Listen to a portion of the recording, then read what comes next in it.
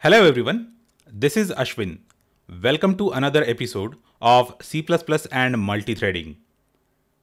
So in the last episode we saw how to create multi-threaded applications with C++ using GCC compiler on Unix and Linux operating systems. So in this video we are going to cover how to create the same applications with GCC compiler and Microsoft Windows. So we are going to use C++ and GCC compiler as well as Microsoft Visual Studio Code. So let me open the directory where I am planning to store the code. Basically it is the local version of my GitHub repository, and as soon as I am done recording this video, I am going to go ahead and commit this particular change that I have made to my GitHub repository. So this is the repository where I am saving all the code, and let me open Windows PowerShell utility and let me go to that directory. Now I just need to type in code and dot, and if I hit enter, it is going to open Microsoft Visual Studio Code, and it is going to open that directory in the Microsoft Visual Studio Code. So it has actually opened Microsoft Visual Studio Code IDE. And I'm going to close the PowerShell window now. And here you can see a directory known as VS Code. Basically this directory .vs code has got all the JSON files that are required for telling our Microsoft Visual Studio Code what compiler to use and what options to use. So I'm going to make this .vs code directory as well as all the code files available to you for download on my GitHub repository, and you can find the link to the GitHub repository where I have uploaded it in the description section of this video down below. So let us get started. So I have already made another detailed tutorial on installing the GCC compiler on Windows operating system and linking it with Microsoft Visual Studio Code and another IDE known as CodeBlocks. And that video also has got description on how to install Cygwin environment on Windows. So I'm not going to repeat all those things. You can find the links to all those videos in the description section of this episode. So we will just go ahead and create a new file. And here we are going to select the language. First of all, let us select that multi-threading directory where we are supposed to store our code, and then we are going to select a language, and here we are going to say CPP. And let me go ahead now and save this file. Save. Okay. Now it is going to open a file saving dialog where I can choose the directory and I can type in prog00.cpp. So let me go ahead and save this. And here we can see that the file has been saved in the main directory where we are saving the code. And let us write a simple program first. So hash include iostream and int main std cout and hello world. So this is the customary C++ program that we need to write when we start a tutorial. Now let us go ahead and return the success message to the operating system, and let us save this. Now we can compile and run this program by clicking here run, and if I click start debugging, it is going to automatically compile and run that program, and it is going to find all the compiler settings here in these files. So tasks.json, launch.json, cpp properties.json. Okay.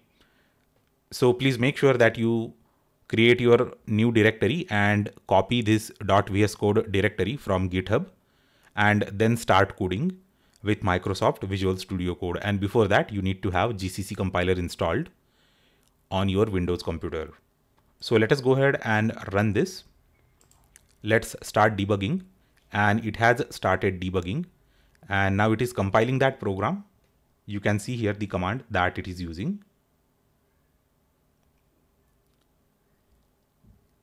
Okay, now it is executing that program. So let us see output or terminal. Yes, now here we can see hello world. Okay, so it means that the program executed successfully without any issues. And we can use the same model for all the programs that we are going to write with Microsoft Visual Studio Code and GCC compiler. Now we can just delete this file, and let's make a copy of this.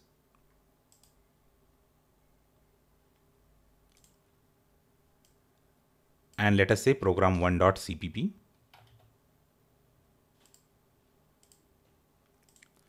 Now we can see that new file program1.cpp in the file browser here in the Microsoft Visual Studio Code. And now this is going to be our first multi-threaded application. And I am pretty much excited because this is very first time I am writing a multi-threaded application on Windows with GCC compiler and Microsoft Visual Studio Code. So this is something of novelty. So for that we need to include a file known as include thread. So this is going to give us access to the thread library. And we are not going to modify main as of now. Let us write two functions or two worker functions, void foo, and I will say std cout /n inside the routine foo and ... So this is our foo routine, and let me copy the definition for foo, and I will write another routine known as bar, and I will make it accept an argument of type integer. So bar, and let us print the value of x. So these are two worker functions, or they are just simple functions. We are going to call them using threads. Basically, when we are going to create threads, it is going to use these functions. So let us define threads with this syntax. Thread. This is the first thread, and the name of that thread itself is a first. Okay. And we also have to pass it the name of the worker function. Similarly, let us create the another thread, thread second. So second is the name of the thread itself. We have to pass it the name of the worker function and the argument for that worker function separately. So this is how we are going to create the threads with GCC and C++. Now let us print a message std cout and /n inside main and foo. And okay, so let us keep that foo and bar stuff, and because we are going to separate those messages. Now this is going to create two threads, first and second, and it is also going to print a simple message saying inside main. Now we need to join the threads and synchronize them.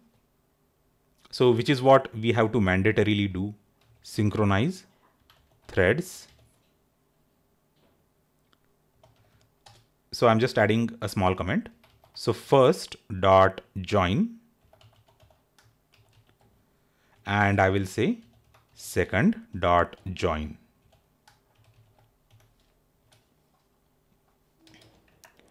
std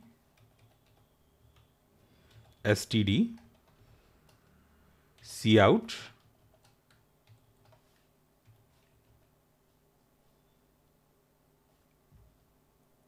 /n foo and bar completed /n, and I will also print a message saying that main completed execution. So I will just copy this line and paste it here and say main completed. Okay, so main completed. So let us save this and let us go ahead and compile and execute it. So it is just going to create two threads with these two worker functions or worker routines, and then it is going to print a few messages and we are going to see how that happens. So let's execute this. So it takes some time to build the entire executable and run it again.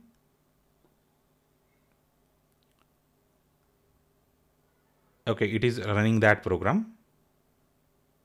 Okay, so it says inside the routine foo, inside main and inside routine bar, foo and bar completed and main completed. So let us run that stuff again, run without debugging. So run without debugging means it has already created an executable file. We can even see that executable file here. And we are just going to go ahead and run that executable file. So it will just keep the debugging process and execute it.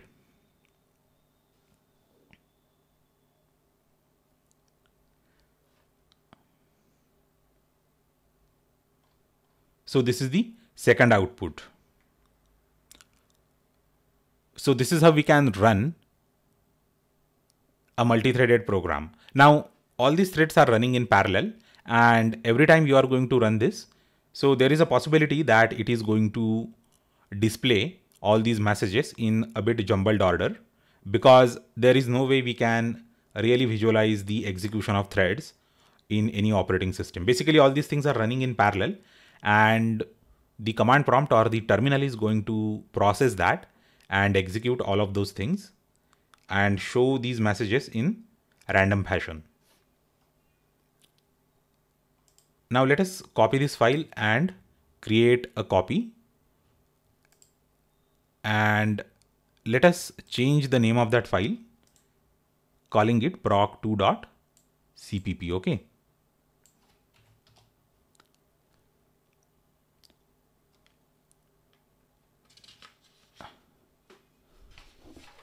Now in this program, we are going to create a Lambda function, and that is also very easy. And we are going to use that Lambda function to create a thread. So I will just delete all the unnecessary part, and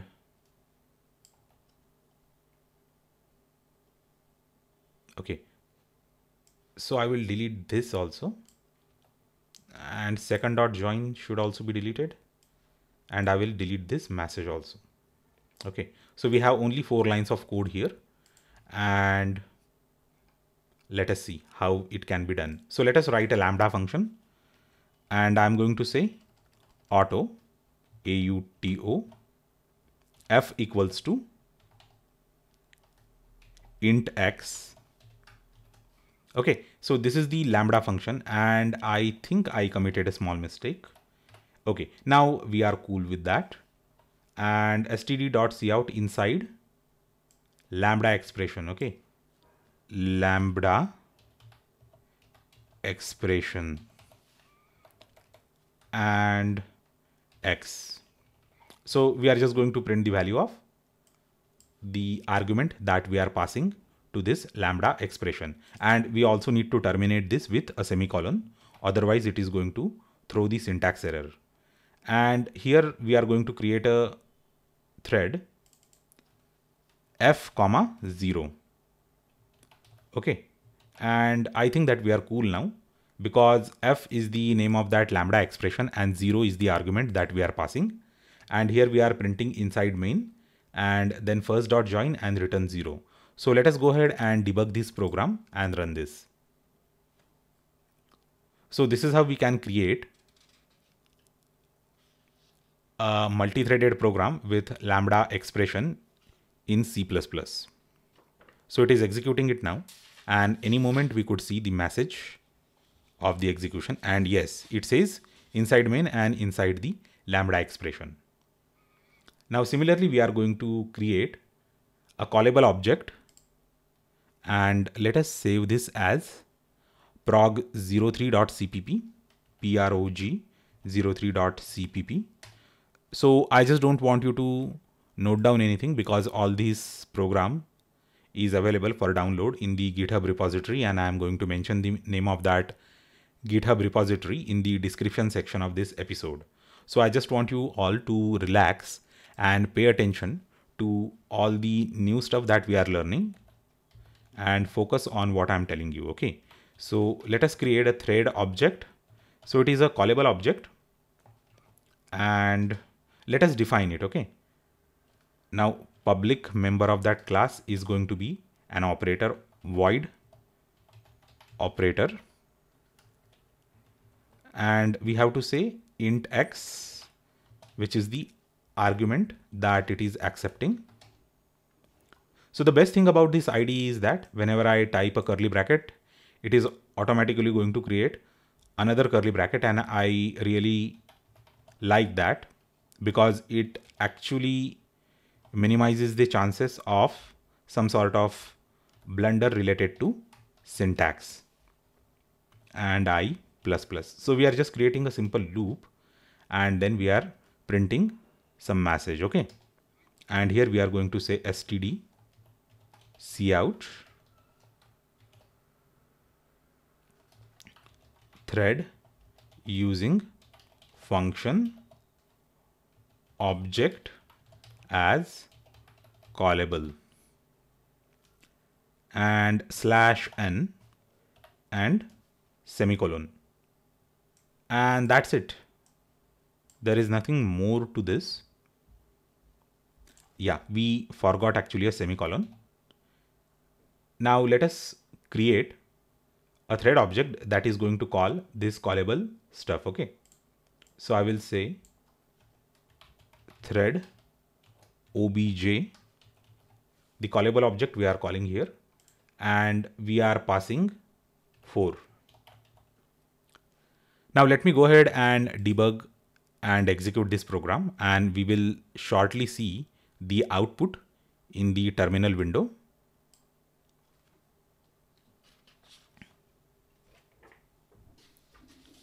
It is executing it now, and I'm very excited to see the output. Yes, now it is actually printing that message 4 times. So it means that it created the thread and printed that message 4 times. So good enough. So I will just go ahead and save this program as a new file name so that we can reuse the code. So because we are reusing the code and we are not typing anything manually, every time we have to create our program for multi-threading, this lecture is going to be short yet very detailed. So now let me create another function foo std, and it will say cout inside foo, that's it, /n inside foo, and let us close that. So that is the definition of the function, and we will just create an object foo. Okay, and it is not anyway accepting anything.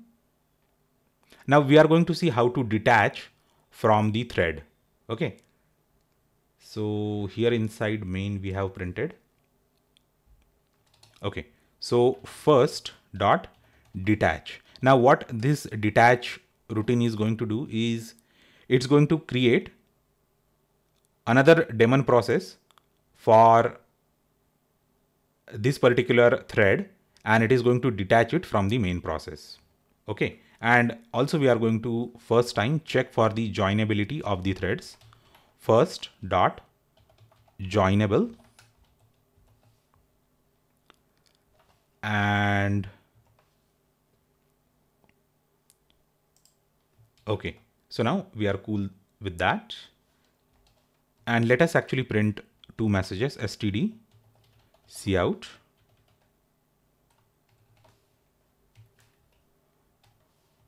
/n foo completed and main completed. Okay.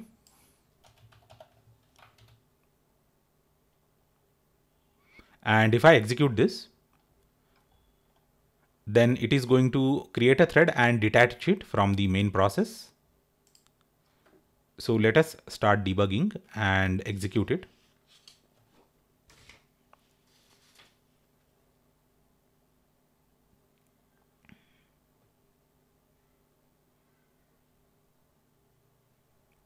So the execution is successful. So it says inside main, inside foo completed and main completed. Now there is really no way we can visually demonstrate that detachment. So we have to rely on the messages by our Windows terminal.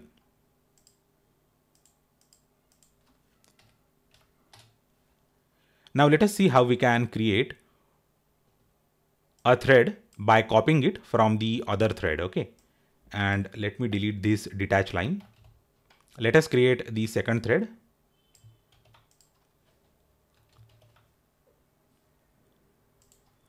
Second equals to move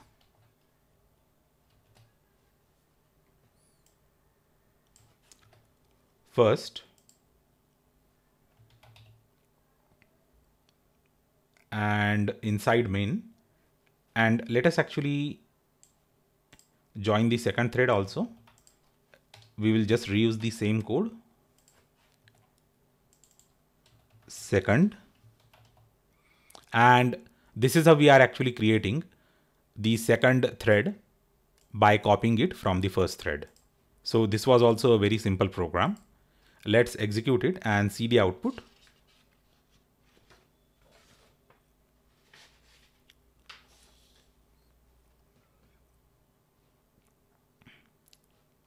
Okay, so here we have the output, I guess. So let us wait for the terminal to show the output. Okay, it is saying that terminate called after throwing an instance of std system error.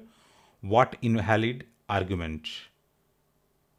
So it is saying that there is some sort of invalid argument, but it is not actually showing us anything. So let me start debugging it again and let us see what could be the issue with that program. Otherwise, we will assume that this program works very well on Unix-like systems, because I just ran this program on a Unix system and it ran very well, but now it is not running good. Okay, I guess here I forgot to mention second, because see, the first already joined and again I reuse that same line of code and I forgot to change it to second. That's why it is showing us the error. And let us try to run it once again, and it should actually work without any sort of issues. So when we copy code, such kind of stuff happens. Okay, it is still showing some sort of error. So I'm not sure actually why it is showing the error. Terminate called after throwing an instance of std system error. What invalid argument? Because I don't see any sort of problem with the code. Maybe Windows is not capable of executing this sort of thing. I don't know. So now let us save this thing as a new file as prog07.cpp, and let us print the main thread ID as well as child ID.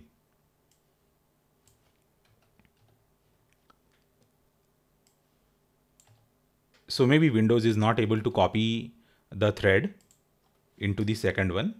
So that could be one of the reasons. So now every process that we initiate with operating system is assigned an ID. So main is our parent process and the thread that we are creating here is the child process, and both of them will have IDs, and we can see them by saying std.cout main ID and std this underscore thread get id /n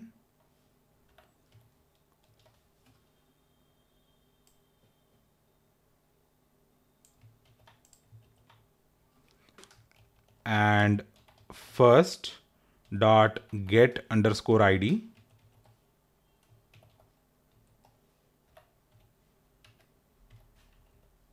/n.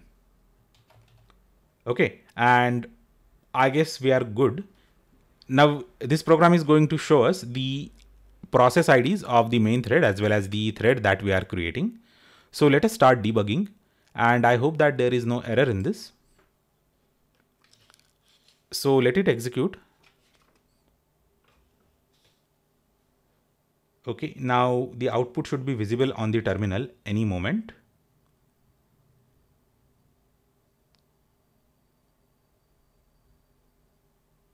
Okay, so this program completed successfully, and it is actually printing the ID of both the processes, main.id and okay, sorry, it has to be child ID. Okay, child ID. So now let us again debug it and execute it. By the time it executes it, let me save this as a new file, program08.cpp. And this is the program 07, and here, yeah, we have it. Main ID is 1 and child ID is 2. So let us close this file and let us open the newly saved file. And now we are going to see the number of threads this system is capable of running concurrently. So basically this variable is hard coded into your processor, and you will be able to find that information by running this piece of code. So std cout and number of threads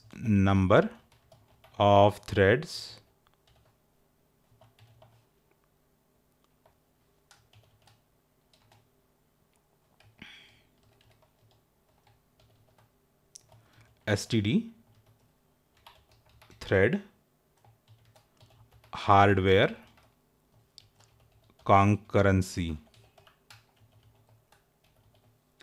std endl, and it is actually going to read that variable stored in your processor where it is actually telling you how many threads can be concurrently executed on this system. So it's a hard-coded value in your processor. So if you run this on some other machine, you will get different result. Okay, so I can't guarantee that it is going to produce the same result for your processor. So basically I have got an Intel i7-7700K processor, and it is capable of executing, I guess, 8 threads concurrently. Let us see. Yes, number of threads equals to 8 means it can concurrently execute 8 threads. So this multi-threading and hyper-threading is, I say, additional capability of all the modern processors. Now let us see the last two programs. We are going to create an array of threads, and it will be very, very interesting. So before that, we will open the program prog02. Okay, it has, no, we will open prog. Okay, so this one is cool, and we will save it as prog08 because we are going to reuse the code in the same program. Okay, sorry, I guess prog08 already exists.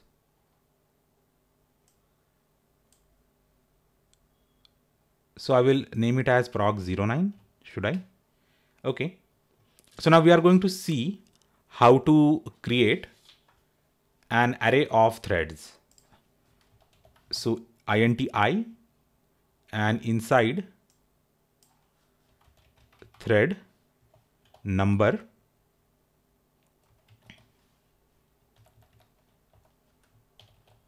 I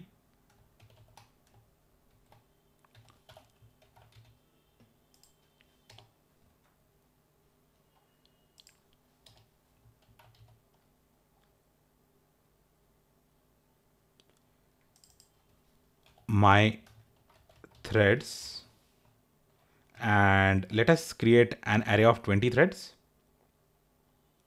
Now we are going to use two loops here, and let's actually delete all these lines, and we are going to write two for loops for this thing. Okay, and we are going to keep this message std cout inside main as it is, and two for loops. Okay, for int I equals to 0,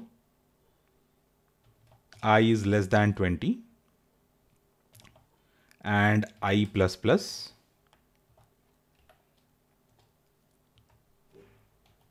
my threads of I std thread foo comma I,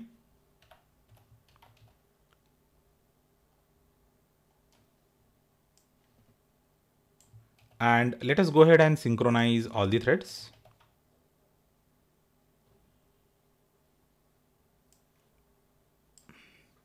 If my threads of I dot joinable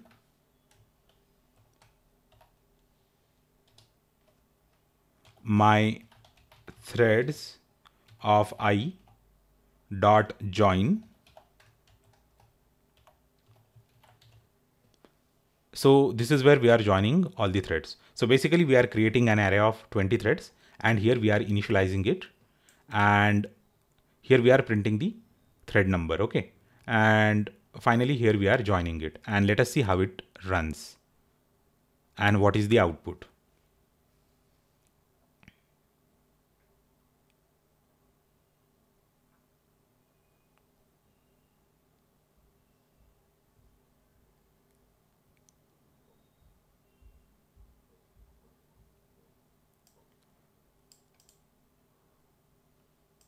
So here we can see that it is printing the messages. Okay, but all these messages are in a bit garbled format. Okay, because here we are printing inside thread number, and then there is nothing, and that particular value is printed here. So we can actually avoid this by creating mutexes. So let me save it, and then I will actually explain you why need to work with mutexes. Okay, now let me tell you what is happening in this case. Basically there are 20 threads, and all of them are trying to access this particular statement. So it is a resource, and all 20 threads are trying to access this resource. It is something known as race condition in your operating system. Now we are going to write such a code that we are going to introduce a lock here, and then we are going to unlock the same lock in the end of this function. So for that we need to include mutex,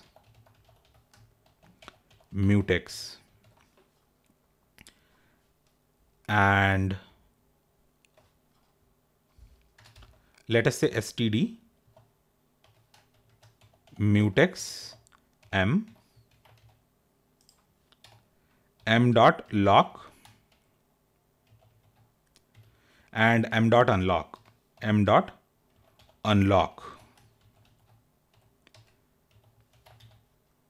So what is happening is we have created a mutex. Mutex stands for mutual exclusion, and here we are locking this particular resource so that only one thread is able to access it one time, and then we are unlocking it. So after running this, we should not be able to see the garbled output. It should be formatted output. Last time I tried to run this on a Unix and Linux system, and it was showing the correct results. So let us see how it behaves when it is a Windows operating system. Yeah, so now you can see that the output is not garbled, and we are able to get very well pretty formatted output, because we are particularly locking this resource before accessing it so that no other thread is able to access it while the lock is still active. And when we are done with that activity, we are just releasing the lock. That's why it is able to finish that entire sequence of instructions of printing the message, and then we are able to print it on the screen. So this is how we can work with threads, mutexes, race condition, and this is how we can lock a resource and access it. So I hope that you have understood all the concepts that I have told you and demonstrated you using GNU-C compiler on Windows operating system with Microsoft Visual Studio Code and C++ and threads. So do let me know if you have any questions or queries in the comment section of this video. And as I have told you already, you can download the code from the GitHub repository, which is mentioned in the description section of this episode. Do let me know if you want me to create any new episodes on any new topic in C++ and Python.